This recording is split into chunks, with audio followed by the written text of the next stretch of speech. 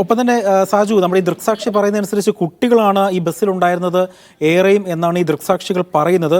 അപ്പോൾ ഇത് ഈ ടൂർ പോയത്, ഈ പെരുങ്കടവിളയിൽ നിന്ന് ടൂർ പോയത് ഏതെങ്കിലും സ്കൂളിൽ നിന്നാണോ അതോ മറ്റ് സ്ഥാപനങ്ങളിൽ നിന്നാണോ? അതിനെപ്പറ്റി ഏതെങ്കിലും തരത്തിലുള്ള വിവരങ്ങൾ ഈ പ്രാഥമികമായി ലഭിക്കുന്നുണ്ടോ? അത്തരം വിവരങ്ങൾ നമുക്ക് ഈ ഘട്ടത്തിൽ ലഭിക്കുന്നില്ല. കാട്ടാക്കട പെരുങ്കടവിളയിൽ നിന്നും ടൂറിന് പോയവരാണ് എന്ന ഒരു പ്രാഥമികമായ വിവരമാണ് കിട്ടിയിട്ടുള്ളത്. ബാക്കി കാര്യങ്ങളിൽ കൂടുതൽ സ്ഥിരീകരണം നമുക്ക് ഈ ഘട്ടത്തിൽ ആവശ്യമാണ്. അത് കൂടുതൽ വിശദാംശങ്ങൾ ആ സ്ഥലത്തേക്ക് നമുക്ക് എത്തിയാൽ മാത്രമാണ് ലഭ്യമാകുക. അതിനനുസരിച്ച് കൂടുതൽ വിവരങ്ങൾ നമുക്ക് അപ്ഡേറ്റ് ചെയ്ത് പ്രേക്ഷകരിലേക്ക് എത്തിക്കാനും കഴിയും. നേരത്തെ അജി സൂചിപ്പിച്ചതുപോലെ ദൃക്സാക്ഷികളിൽ നിന്ന് ലഭിച്ച വിവരത്തിൽ ഈ ബസ്സിൽ കൂടുതൽ കുട്ടികൾ ഉണ്ടായിരുന്നു എന്ന ഒരു വിവരമുണ്ട്. പക്ഷേ നമുക്ക് പരിക്കേറ്റ ആശുപത്രിയിൽ എത്തിയവരുടേതടക്കമുള്ള കണക്കുകൾ അല്ലെങ്കിൽ അവരുടെ വിശദാംശങ്ങളൊക്കെ ലഭ്യമാകേണ്ടതുണ്ട്. ഈ അപകട വാർത്ത പുറത്തു വന്നിട്ട് അധിക സമയമായിട്ടില്ല. അതുകൊണ്ട് തന്നെ അതിന്റെ കൂടുതൽ വിശദാംശങ്ങളിലേക്ക് നമുക്ക് എത്തിക്കേണ്ടതുണ്ട് കാര്യങ്ങൾ. അജി, തിരുവനന്തപുരം നെടുമങ്ങാടാണ് ഈ അപകടം ഉണ്ടായിരിക്കുന്നത്. ബസ്സിൽ 49 പേർ ഉണ്ട് എന്നാണ് ഈ ഘട്ടത്തിൽ ലഭിക്കുന്ന വിവരം.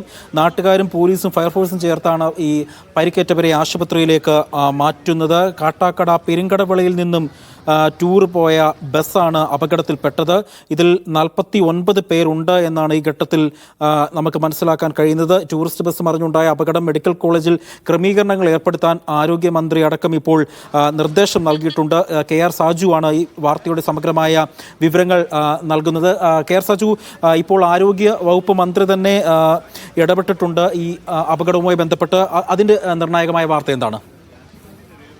ബസ് അപകടത്തിൽ പരിക്കേറ്റവർക്ക് വിദഗ്ധമായ ചികിത്സ ഉറപ്പാക്കാനുള്ള നിർദ്ദേശമാണ് ആരോഗ്യമന്ത്രി നൽകിയിരിക്കുന്നത്. അതിനുള്ള ക്രമീകരണങ്ങൾ ഒരുക്കാൻ മെഡിക്കൽ കോളേജിനാണ് ഇപ്പോൾ ആരോഗ്യമന്ത്രിയുടെ ഭാഗത്തു നിന്നുള്ള നിർദ്ദേശം നൽകിയിരിക്കുന്നത്. അക്കാര്യമാണ് ആരോഗ്യമന്ത്രിയുടെ ഓഫീസ് അറിയിക്കുന്നത്. നമുക്ക് ഇപ്പോൾ കൂടുതൽ ദൃശ്യങ്ങൾ ലഭ്യമായിട്ടുണ്ട്. അല്പസമയത്തിനകം തന്നെ പ്രേക്ഷകരിലേക്ക് അത് എത്തിക്കാൻ കഴിയും എന്നാണ് വിശ്വസിക്കുന്നത്. അത് കൂടുതൽ വിശദാംശങ്ങളും അജി അല്പസമയത്തിനകം നൽകാനാവും. ശരി, അല്പസമയം മുൻപാണ് ഈ അപകടം നടന്നിരിക്കുന്നത്. കൂടുതൽ വിവരങ്ങൾ തേടേണ്ടതുണ്ട്. അത് അല്പസമയത്തിനകം തന്നെ പ്രേക്ഷകരിലേക്ക് എത്തിക്കാൻ കഴിയും. അരമണിക്കൂർ മുൻപാണ് ഈ അപകടം ഉണ്ടാകുന്നത്. നെടുമങ്ങാടാണ് ബസ് മറിഞ്ഞിരിക്കുന്നത്. നെടുമങ്ങാട് സ്വദേശിയും ഈ ദൃക്സാക്ഷി കൂടിയായ അബ്ദുൾ സമദ് പറഞ്ഞതനുസരിച്ച് ഈ ബസ് വളഞ്ഞപ്പോൾ ഒരു വളവിനാണ് ഈ അപകടമുണ്ടായത്. ആ വളവ് തിരിയുന്ന സമയത്താണ് ഈ ബസ് മറിഞ്ഞിരിക്കുന്നത്. ബസ്സിൽ കുട്ടികളാണ് കൂടുതലും ഉണ്ടായിരുന്നത് എന്നാണ് ഈ ദൃക്സാക്ഷി കൂടിയായ അബ്ദുൾ സമദ് നമ്മളോട് പറഞ്ഞിരുന്നത്. ആകെ ബസ്സിൽ 49 പേരാണ് ഉണ്ടായിരുന്നത്. ഇവർ കാട്ടാക്കടയിലെ പെരുങ്കടവിളയിൽ നിന്നും ടൂർ പോയതാണ്. ഈ പരിക്കേറ്റ മുഴുവൻ ആളുകളെയും നെടുമങ്ങാട് ജില്ലാ ആശുപത്രിയിലേക്കാണ് മാറ്റിയിരിക്കുന്നത്. അവിടെ നിന്നും വിദഗ്ധ ചികിത്സ നൽകുന്നതിനായി തിരുവനന്തപുരം മെഡിക്കൽ കോളേജ് ആശുപത്രിയിലേക്ക് മാറ്റുമെന്നതടക്കമുള്ള വിവരങ്ങൾ ഉണ്ടാകുമെന്ന് സൂചനകളുണ്ട്. അങ്ങോട്ട് മാറ്റാനുള്ള സാധ്യതകളെല്ലാം ഉണ്ട്. മെഡിക്കൽ കോളേജിൽ ക്രമീകരണങ്ങളെല്ലാം തന്നെ ഏർപ്പെടുത്താൻ മെഡിക്കൽ കോളേജ് സൂപ്രണ്ടിന് ആരോഗ്യവകുപ്പ് മന്ത്രി വീണ ജോർജ് നിർദ്ദേശവും നൽകിയിട്ടുണ്ട്.